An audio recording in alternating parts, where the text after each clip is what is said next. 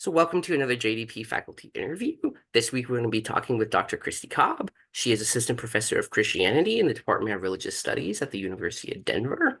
She specializes in the New Testament, early Christianity, enslavement, gender and sexuality, as well as ancient fiction from Greco-Roman, Jewish, and Christian sources. So to begin, you just want to talk a little bit about your current areas of research and interest that kind of go in relation to these specialities or beyond them. Thank you so much for having me. So I am by training a biblical scholar. So I study the New Testament, but I also stretch beyond the New Testament into early Christian texts. And within those texts, I really look into issues of slavery, gender, and sexuality, as you mentioned in my specialization. And really, I'm very much interested in especially enslaved women within the text of the New Testament and early Christianity. And so that's primarily what I'm working on now. I also have another project in the works where I am considering ideas of early Christian families. And this incorporates all of those specializations as well, because I'm looking at alternative forms of family that we can find in the New Testament and in early Christianity, including, for example, singlehood as a family choice, or communal living, such as early Christian monasticism, and queer families in the first 4 centuries. So I'm trying to really kind of use those specializations to rethink what we think of as an early Christian family. Yeah, wow, that's really cool. It also seems very specific within the field of Christian studies. So you also read or be able to speak like Koine Greek? Yes, read, not speak. But Yeah. yes, I do ancient Greek, and then I also know biblical Hebrew, a little bit of Wow, Coptic, a little bit of Latin. Yeah. that's really impressive. And within this being such like a specific kind of area, do you feel that gives you a unique perspective on what do you think like the field and discipline of religious studies might need to tackle like the biggest challenges in the next 10 years? Oh, interesting. Yes, I think the issues that religious studies needs to tackle are issues of race, gender, and sexuality. Mhm. Um, and so, of course, those overlap with my work in a number of ways, especially, I mean, I study ancient slavery, but the way that these early Christian texts, which have really which supported slavery, the way that they've been interpreted throughout the years has led to systemic racism, has led to oppression. And so I think there's a lot of repercussions for the way that we understand the Bible and the way For we sure. understand early Christianity. And my work in gender and sexuality, I think, is very similar. I think a lot of the prevalent questions people have today about LGBTQ inclusion in the church and these issues of even just gender diversity and all of that can also be looked at within the ancient world, and similar as race, how those issues have impacted our understanding today. Yeah, wow. That's really it's really deep, I feel, as just like a topic to address. And kind of going off of that too, do you think there's misconceptions or myths that are really prevalent about either like this area or within religious studies itself? Yes, myths. That's good. I think one myth within religious studies in general is this idea that scholars often align with the religion that they're studying, for Mhm. example. Mhm. That's something that I've heard in a number of different occasions. And that's just not always true. I think we study different areas of research for different reasons. And so just because someone studies, say, ancient Judaism doesn't mean that they're Jewish, right? Or someone studies Hinduism doesn't mean they have to be Hindu. And so Mhm. I think that's one of the misconceptions. Concerning New Testament in biblical study world, I think that a lot of times a misconception or a myth might be that people assume that what Christianity looks like today is found within the biblical text, Mm. or just can exactly compare back. So when thinking about issues of sexuality, for example, people will say, oh, well, of course, the Bible says it's wrong to be gay. But that is not, that's really kind of like not true. It's a very complex conversation to think about the way sexuality is represented within biblical texts. And it's there's not a like clear cut answer that is found within, let's say, all of our biblical texts or early Christian texts. Right, for sure. Yeah, we can't impose our modern ideas of things back to the ancient world. Um, Right.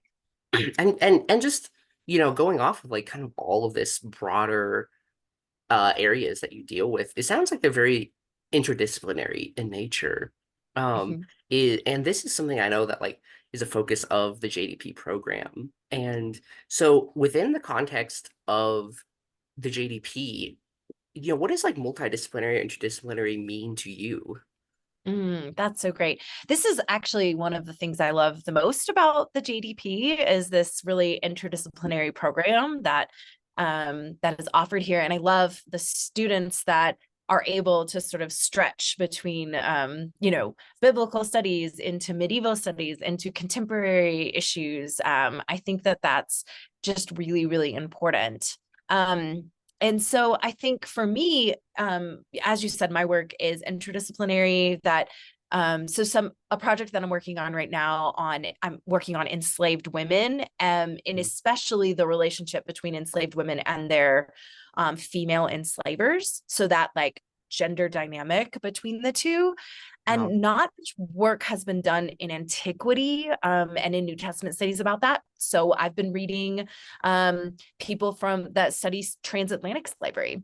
Wow. It turns out there's hundreds of books about women as enslavers and enslaved women from within that period of our history. So I'm reading those to kind of sort of get an idea of the way that agency is studied and the way gender is studied within that context. Wow. So I think, interdisciplinary can mean a variety of things. But I think it all is always helpful to be sort of dipping your toes in the water of other disciplines and reading in these other disciplines, because it can really give you insight into what you're studying specifically. Yeah, for sure. I completely agree on that. So for the very last two questions, one, do you have any advice for current or prospective people within religious studies, like seeking out or in PhD programs?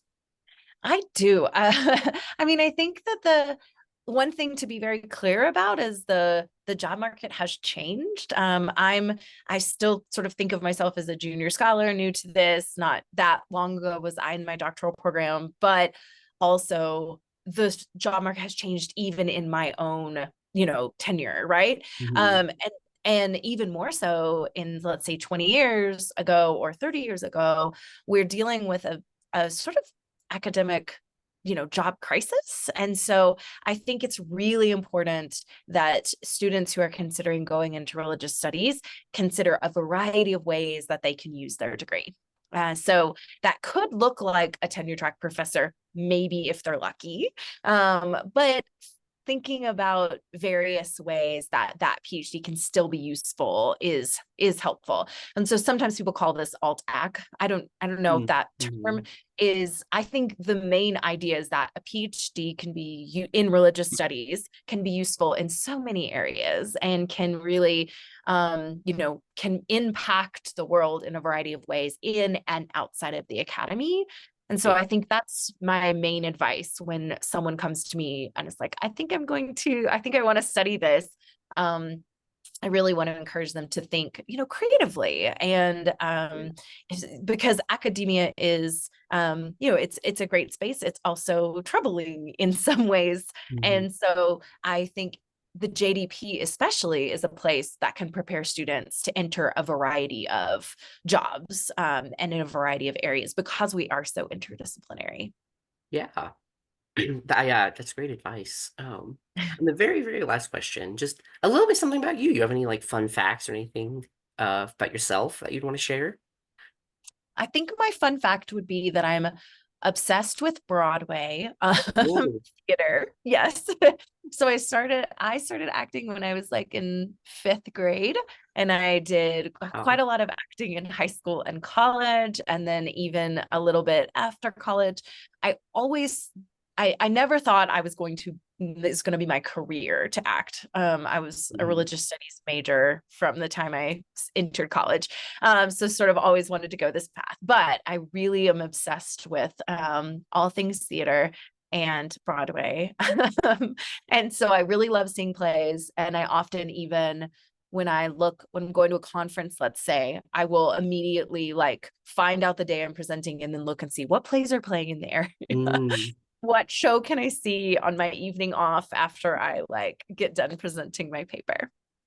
Wow.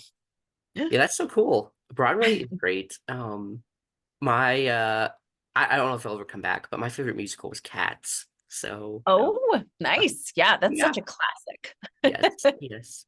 Well, Right, thank you so much. right Oh, go now, ahead, sorry. oh, sorry. No, right now, Suffs is on Broadway. I don't know if you've heard of it. It is a musical about the like um women's right to vote and fighting for that. And so it's like the suffragettes. Oh, wow. And yeah, and it just opened, and I've sort of been like stalking their Instagram page so I can see what's going on, wishing I could be there. Yeah, Yeah, yeah, I'll have to check that out too. yeah, it's But I really good. wanted to say, like, thank you so much for your time, Dr. Cobb. And again, this was Dr. Christy Cobb of Assistant Professor of Christianity in the Department of Religious Studies at the University of Denver. I appreciate your time and being here with me. Thank you so much, David.